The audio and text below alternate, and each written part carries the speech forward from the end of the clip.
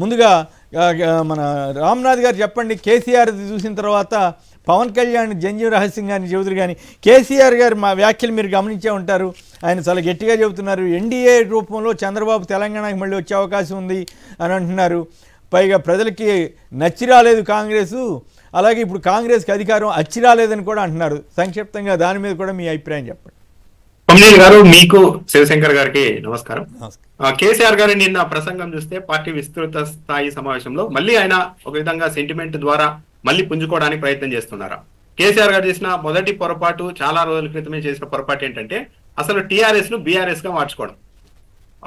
అక్కడి నుండి కొద్దిగా డివేట్ అయ్యారు తెలంగాణ దాని నుంచి అన్న ఒక అభిప్రాయం కూడా కలిగింది. చెప్తున్నారు నిన్న కేసీఆర్ గారు ఎన్డీఏ రూపంలో చంద్రబాబు రాబోతున్నారు అని చెప్పారు.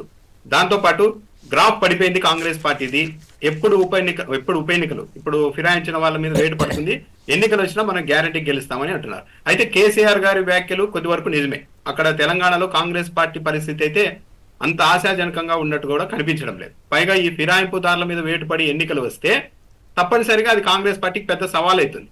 ఎందుకంటే ఎలాంటి కారణాలు లేకుండా జస్ట్ సరదాగా అధికారం కోసం ఫిరాయించినప్పుడు ప్రజలు ఎలా రియాక్ట్ అవుతారు అన్నది చూడాలి మరి అక్కడ. దాంతోపాటు అయితే ఓవరాల్ గా చూస్తే కేసీఆర్ గారు తెలంగాణ సెంటిమెంట్ ను మళ్ళీ భుజాన్ని ఎత్తుకునేందుకు ప్రయత్నం చేస్తూ ఉన్నారా?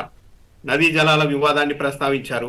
ఆయన ఇంకా ఒక అడుగు ముందుకు వేసి ఇది భారత ప్రభుత్వానికి స్వాతంత్రం వచ్చినప్పుడు దేశానికి మనకు రాలేదు, కానీ భారత ప్రభుత్వ సైన్యం ఆర్మీ వచ్చి ఆక్రమించుకుంది అని కూడా మాట్లాడారు.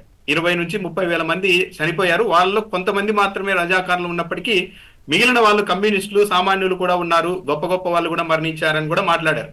అంటే దీని అంతా చూస్తూ ఉంటే కేసీఆర్ గారు మళ్ళీ ఒక తెలంగాణ సెంటిమెంట్ ను భుజాన వేసుకుని మళ్ళీ మొదటి నుండి మొదలు పెడుతున్నారా అన్న అభిప్రాయం అయితే కలుగుతుంది. అయితే ఒకటి మాత్రం చెప్పాలి, అక్కడ ఏపీలో కావచ్చు, తెలంగాణలో కావచ్చు, దాదాపు ఒకే ప్రభుత్వాలకు సంబంధించి ఒకే పోలికలు కనపడుతూ ఉన్నాయి.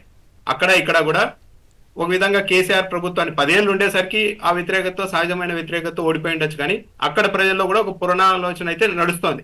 రేవంత్ రెడ్డి కంటే కేసీఆర్ ప్రభుత్వం బెటరా అన్న ఒక ఆలోచన అయితే నడుస్తున్న మాట వాస్తవమే.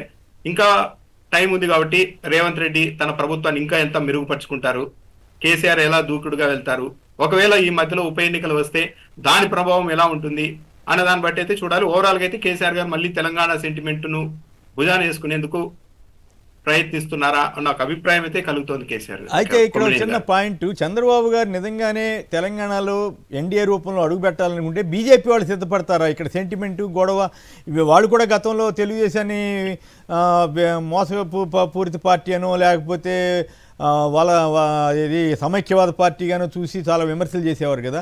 బీజేపీ ఇక్కడ పొత్తు పెట్టుకోకుండా ఉంటుందా, పెట్టుకునే అవకాశం ఉంటుందా ఎన్డీఏ రూపంలో? అయితే కొమ్మినేని గారు చంద్రబాబు నాయుడు గారితో పొత్తు పెట్టుకొని తెలంగాణలో కాంగ్రెస్ పార్టీ తనను తాను దహనం చేసుకుంది 2018లో. అది చూసిన తర్వాత ఇప్పుడు బీజేపీ చంద్రబాబు నాయుడిని ముందు పెడుతుంది అని అయితే అనుకోవడానికి లేదు.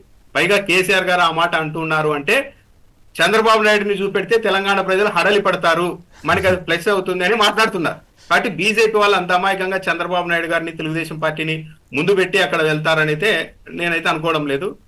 ఆయన గతంలో పవన్ కళ్యాణ్ తో మద్దతు తీసుకునేందుకు కూడా బీజేపీ వాళ్ళు తెలంగాణలో చాలా ఆలోచన చేశారు. దానివల్ల వాళ్ళకేం ప్రత్యేకంగా కలిసి రాలేదు. పార్లమెంట్ ఎలక్షన్స్ లో వదిలేసినట్టున్నారు కదా, ఇక్కడ ఏం పెట్టుకున్నట్లేరు కదా. అంటే పార్లమెంట్ లో మంచి పర్ఫార్మెన్స్ ఇచ్చారు కదా వాళ్ళు ఇచ్చారు. జనసేనతోటి అసెంబ్లీలో పెట్టుకున్నారు, కానీ పార్లమెంట్కి వచ్చేసరికి ప్రత్యేకంగా వాళ్ళకి మద్దతు ఒప్పందాలు తిరిగినట్లు 1-2 సభల్లో పాల్గొన్నట్టున్నారు కదా. తెలంగాణలో పవన్ కళ్యాణ్ గారితో పొత్తు పెట్టుకుంటే వచ్చే లాభము లేదు, నష్టము లేదు. కానీ చంద్రబాబు నాయుడు గారితో ఏ పార్టీ పొత్తు పెట్టుకున్నా తెలంగాణలో భారీ నష్టాన్ని అయితే చవి చూసేందుకైతే అవకాశం ఉంటుంది. ఆ విషయాన్ని గుర్తుపెట్టుకొని కేసీఆర్ గారు మళ్ళీ చంద్రబాబు నాయుడు వస్తున్నాడు ఎన్డీఏ రూపంలో అంటున్నారు, కానీ బీజేపీ వాళ్ళు ఆ తప్పు చేస్తారని అయితే నేను అనుకోవడం లేదు కొమ్మినేని గారు.